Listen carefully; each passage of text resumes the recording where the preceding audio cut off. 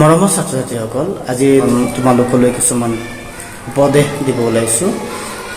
আমি সকলোৱে জানো ছাত্ৰ-ছাত্ৰী ইংৰাজী প্ৰতিশব্দ ষ্টুডেণ্ট, আৰু ষ্টুডেণ্ট শব্দটো বিশ্লেষণ কেইবা ধৰণে আছে যদিও মই এটা বিশ্লেষণ ভাল লাগিছে, আৰু সেইটো এনেধৰণৰ। এছ মানে হৈছে ষ্টাডি, অধ্যয়ন, ষ্টাডি, যে ষ্টাডি কৰিব লাগিব, ছাত্ৰ-ছাত্ৰীসকল অধ্যয়ন কৰিব লাগিব। আমি সকলোৱে জানো ছাত্ৰানাং অধ্যয়নং তপ বুলি একাষাৰী বাক্য আছে, আৰু সেইটো কোৱা হৈছে যে ছাত্ৰসকলৰ তপস্যাই হৈছে তেওঁলোকৰ অধ্যয়ন। গতিকে অধ্যয়ন কৰিলে সেইটোৱে তপস্যা হ'ব। তাৰমানে অধ্যয়নটো এনেকুৱা এটা বস্তু আমি সকলোৱে জানো যে যিজন ছাত্ৰ ছাত্ৰীয়ে ভালকৈ পঢ়া শুনা কৰে তেওঁহে ভাল ছাত্ৰ বা ছাত্ৰী হ'ব পাৰে, আদৰ্শ ছাত্ৰ ছাত্ৰী হ'ব পাৰে। আৰু যোনে পঢ়া শুনা নকৰে তেওঁ কেতিয়াও ভাল ছাত্ৰ ছাত্ৰী হ'বই নোৱাৰে। আৰু আমি যিমান দূৰ আমি অভিজ্ঞতাৰ পৰা যিমান গম পাওঁ যে যি মানুহেই নহওক কিয় যদি ভালকৈ পঢ়া শুনা কৰে, অধ্যয়ন কৰে, তেতিয়াহ'লে তেওঁ কি কৰিব পাৰে, যিকোনো জ্ঞান অৰ্জন কৰিব। আমি সকলোৱে জানো সাহিত্যিক সত্যনাথ বৰাদেৱে কৈছিলে যে পঢ়নৰ পৰা দূৰৈমানি খাটতে পোৱা যায়। আমি যদি নিজৰ কিতাপৰ উপৰিও আমি কিছুমান বিশেষ কিতাপ পঢ়িব পাৰোঁ, বিশেষকৈ মহান ব্যক্তিসকলৰ, তাত কি আছে যে পঢ়নৰ পৰা দূৰৈমানি খাটত পোৱা যায়। আমি যিমান দূৰৰ মানুহৰ মানে গৈ লগ পোৱাটো ইমান সহজ নহয়, সেইখিনি আমি কিতাপত পাই যাওঁ। গতিকে সেই আমি কি কৰিব লাগে, কিতাপবিলাক বেছি বেছি অধ্যয়ন কৰিব লাগে। তেতিয়া জ্ঞানৰ আমাৰ যিটো ভঁৰাল সেইটো শক্তিশালী হ'ব। ঠিক তেনেদৰে তেখেতে কৈছিলে যে পুথিৰ বিদ্যা হৈছে থোপাই থোৱা ভঁৰালৰ নিচিনা বা ধনৰ নিচিনা। যে পুথিৰ বিদ্যাবিলাক হৈছে যেন ভঁৰাল, যে জ্ঞানৰ ভঁৰাল, আৰু সেইবিলাক আমি খুচৰি আমি জ্ঞানবিলাক অৰ্জন কৰিব লাগে। আমি সেই জ্ঞানবিলাক যদি আমি অৰ্জন নকৰোঁ তেতিয়াহ'লে আজিৰ যিটো যুগ সেই যুগত আমি মিলাই চলিব নোৱাৰিম। গতিকে আমি সদায় জ্ঞান অৰ্জনত প্ৰথম আমাৰ প্ৰাধান্য দিব লাগে। সেইকাৰণে হয়তো ছাত্ৰ ছাত্ৰীসকলৰ প্ৰথম আৰু প্ৰধান কৰ্তব্য হৈছে ষ্টাডি, অধ্যয়ন কৰা। গতিকে আমি কি কৰিব লাগিব, ছাত্ৰ ছাত্ৰীসকলে পঢ়া শুনা কৰিব লাগিব। তেওঁলোকৰ উপৰি আমাৰ বাকী মানুহবিলাকেও কি কৰিব লাগিব, বেছি বেছি পঢ়া শুনা কৰিব লাগে। আজিৰ যুগত পঢ়া শুনা নাই কাৰণেই বেছিভাগেই খালি মোবাইল বা ইণ্টাৰনেট সেইবিলাক লৈ পঢ়াৰ কাৰণে কি হৈছে যে প্ৰকৃত জ্ঞানৰ পৰা আমি বঞ্চিত হ'ব লগা হয়। গতিকে আমি কি কৰিবলৈ বেছি বেছি পঢ়া শুনা কৰিব লাগে। 2 নম্বৰ যিটো টি আছে, টি মিনছ ট্ৰুথফুলনেছ, তাৰমানে সত্যবাদিতা। গতিকে আমি সদায় সত্যবাদী হ'ব লাগে। আমি মানুহ জীৱশ্ৰেষ্ঠ হিচাপে আমাৰ প্ৰধান কৰ্তব্য হিচাপে 2টা কৰ্তব্য প্ৰধান বুলি ভাবোঁ। সেই 2টা হৈছে কি, যে ন্যায়পৰায়ণতা আৰু সত্যবাদিতা। আমি যিমান ডাঙৰ ডাঙৰ মানুহবিলাক বা মহাপুৰুষবিলাকক যদি অধ্যয়ন কৰোঁ, তেওঁলোকৰ পৰা এটা কথা স্পষ্ট যে তেওঁলোক সত্যবাদী আছিল আৰু তেওঁলোক ন্যায়পৰায়ণ আছিলে। গতিকে আমি সত্যবাদী হ'ব লাগিব। প্ৰকৃত মানুহ হিচাপে জীয়াই থাকিব লাগে। আমি প্ৰকৃত মানুহ হিচাপে জীয়াই থাকিব লগা হ'লে সত্যবাদী হ'ব লাগিব আৰু ন্যায়পৰায়ণ হ'ব লাগিব। গতিকে আমাৰ টি যিটো আছে ট্ৰুথফুলনেছ, এইটো ট্ৰুথ, বিশ্বাস বা সত্য বুলি ধৰি ল'ব লাগিব। ঠিক তেনেকেই STU আছে, U means unity among the student. ছাত্ৰ ছাত্ৰীসকল তেওঁলোকৰ লগত মিলা প্ৰীতিৰে থাকিব লাগে। আমি সকলোৱে জানো সিদিনাখন দৰঙৰ কোনোবা এখন স্কুলতে, হাইস্কুলত কি হৈছিলে যে তাত ছাত্ৰ ছাত্ৰীসকলে মাৰপিট কৰিছিল, ছাত্ৰ ছাত্ৰীয়ে মাৰপিট কৰিছিল।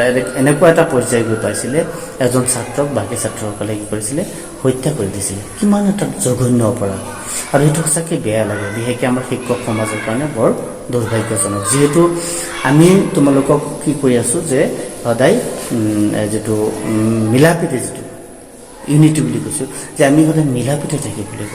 কাৰণ আমি জীৱশ্ৰেষ্ঠ। গতিকে আমি যদি মিলা প্ৰীতিৰে থাকিব নোৱাৰোঁ তেতিয়াহ'লে জগতখননো কেনেকৈ সুখৰ হ'ব। আমাৰ গোটেই জগতখন ভালদৰে চলিবলৈ হ'লে, সুখৰ নৈ বৈ যাবলৈ হ'লে আমি সকলোৱে মিলা প্ৰীতিৰে থাকিব লাগিব, মিলা প্ৰীতিৰে সকলোৱে চলিব লাগিব। তেতিয়াহে প্ৰকৃত আমাৰ যিটো জগতৰ মাদকতা, জীৱনৰ যিটো মাদকতা, সেইটো আমি পাম। গতিকে ইউনিট থাকিব লাগিব। তাৰপিছতে STUD, ডি মিনছ ডিউটিফুলনেছ, আমাৰ কৰ্তব্য আছে।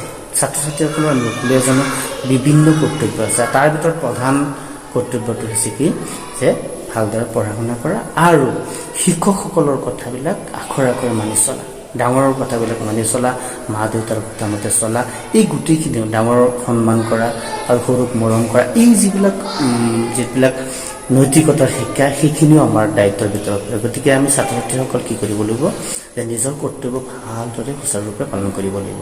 খালি কেৱল মাত্ৰ ছাত্ৰ ছাত্ৰীসকলেই নহয়, বাকী আমি সকলো মানুহেই নিজৰ নিজৰ কৰ্তব্য যদি পালন কৰি যাওঁ, তেতিয়াহ'লে পৃথিৱীত অন্যায় অত্যাচাৰ বা তেনেকুৱাবিলাক বেয়া সেইবিলাক হয়তো সংঘটিত নহয়।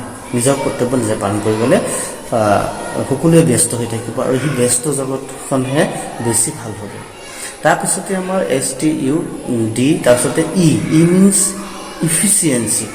ইফিচিয়েঞ্চি মানে হৈছে নিপুণতা। আমি যি কৰিম নিপুণভাৱে কৰিব লাগিব। আমি যদি পঢ়া শুনাও কৰোঁ বা পঢ়া শুনা ক্ষেত্ৰত যদি আমি কিবা কৰোঁ, তেতিয়াহ'লে আমি নিপুণভাৱে কৰিব লাগিব। যাতে আমি এটা কথা জানো, শ্বেক্সপিয়াৰে কৈছিলে কি, যে ভুল জনাতকৈ একো নজনাই ভাল। তাৰমানে কি, যে আমি কিবা এটা বস্তু শিকিলে আঁতিগুৰি মাৰি ভালকৈ শুদ্ধকৈ আমি নিপুণভাৱে এইটো শিকিব লাগে।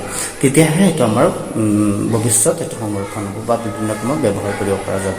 ঠিক তেনেকৈ আছে এন মানে হৈছে STUDENT। এন মানে হৈছে নিট এণ্ড ক্লিন। আমি সকলো জানো পৰিষ্কাৰ পৰিচ্ছন্ন আমি থাকিব লাগে। বীজাণুবিলাক যিমান বীজাণু আছে, বীজাণুৰ পৰা হাত সাৰিবলৈ আমি সদায় পৰিষ্কাৰ পৰিচ্ছন্ন থাকিব লাগে। ঠিক তেনেদৰে লগতে আমি কি কৰিব লাগে, মানসিকভাৱে মনটোক আমি পৰিষ্কাৰ কৰি ৰাখিব লাগে। আমি অমুকক বেয়া পোৱা, তমুকক কিবা টান কথা কোৱা ইত্যাদিবিলাক বা ঘৃণা কৰা, এইবিলাক আমি মনোভাৱবিলাক এৰিব লাগে। আমি সদায় কি কৰিব লাগে, যে পৰিষ্কাৰ নিকা থাকিব লাগে, আমাৰ মনটো নিকা ৰাখিব লাগে। ঠিক তেনেদৰে আমাৰ মহাত্মা গান্ধী তেখেতে কৈছিলে কি, যে শুদ্ধ হাতৰ আখৰবিলাক হৈছে বা ভাল হাতৰ আখৰবিলাক হৈছে এটা শুদ্ধ শিকাৰ এটা পৰিচয়। তেখেতে কৈছিলে good handwriting is a sign of perfect education. তেখেতে কৈছিলে বেয়া হাতৰ আখৰবিলাক হৈছে অশুদ্ধ শিকাৰ এটা পৰিচয়। Bad handwriting is a sign of imperfect education বুলি কৈছিলে। গতিকে এই যিটো আমাৰ বেয়া হাতৰ আখৰেই হওক বা শৰীৰটো পৰিষ্কাৰ কৰি ৰখা হওক, মনটোক পৰিষ্কাৰ ৰখা হওক, এই গোটেইখিনি আমাৰ নিট এণ্ড ক্লিনত পৰিছে, আৰু সেইখিনি আমি সদায় কৰি যাব লাগিব। কেৱল ছাত্ৰ ছাত্ৰীসকলে, আমি বাকী মানুহবিলাকেও সেই নিট এণ্ড ক্লিনটো আমি ৰাখিব লাগিব। তাৰপিছতে আছে লাষ্টত টি আছে। টি মানে technique, how to earn knowledge, how to earn learning.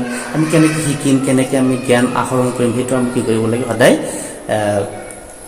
কেনেকৈ আমি সেইবিলাক কৌশল কৰিব লাগে। আমি সকলোৱে জানো যে শিক্ষকতকৈ ছাত্ৰ বা গুৰুতকৈ শিষ্য জ্ঞান বুলি কয়, খুচৰি খুচৰি লয় জ্ঞান। তাৰমানে ছাত্ৰ ছাত্ৰী হ'বলৈ হ'লে অলপ টেকনিক কৌশল থাকিব লাগে। আমি যে যিকোনো কথা এটা আমি কেনেকৈ শিকিম, সেইটো আমাৰ সদায় টাৰ্গেট থাকিব লাগে, কৌশল থাকিব লাগে। গতিকে তোমালোকে গম পাইছা মই যিখিনি কথা কৈছোঁ, গতিকে সেইখিনি কথা তোমালোকে অনুধাৱন কৰিবলৈ চেষ্টা কৰিবা আৰু পালন কৰিবলৈ চেষ্টা কৰিবা। নিশ্চয় আমাৰ গোটেই ছাত্ৰ ছাত্ৰীসকল ভাল হওক, তেওঁলোকৰ যিটো লক্ষ্য তাত উপনীত হওক, আমি তাকে কামনা কৰিছোঁ। আৰু আমি বাকী মানুহবিলাকো ছাত্ৰ ছাত্ৰীসকলৰ ধৰি, যিহেতু জীৱনটোৱে এটা শিক্ষা, আমি জানো যে education is a life long process of development. According to John Dewey কৈছিলে, তেখেতে কৈছিলে যে শিক্ষা হৈছে জীৱনব্যাপী চলাই তেওঁ অন্তহীন প্ৰক্ৰিয়া। গতিকে আমি সকলোৱে ছাত্ৰ, মানে শিক্ষা গ্ৰহণ কৰিয়ে আছোঁ আমি ধাপে ধাপে। খালি স্কুলীয়া শিক্ষা শেষ কৰিলেও আমাৰ গোটেই জীৱনটোৰ যিটো শিক্ষা, গতিকে আমি প্ৰতিটো ধাপতে আমি শিকিব লাগিব। আৰু যদি আমি পালন কৰি যাওঁ নিজৰ দায়িত্ব কৰ্তব্য, তেতিয়া নিশ্চয় আমাৰ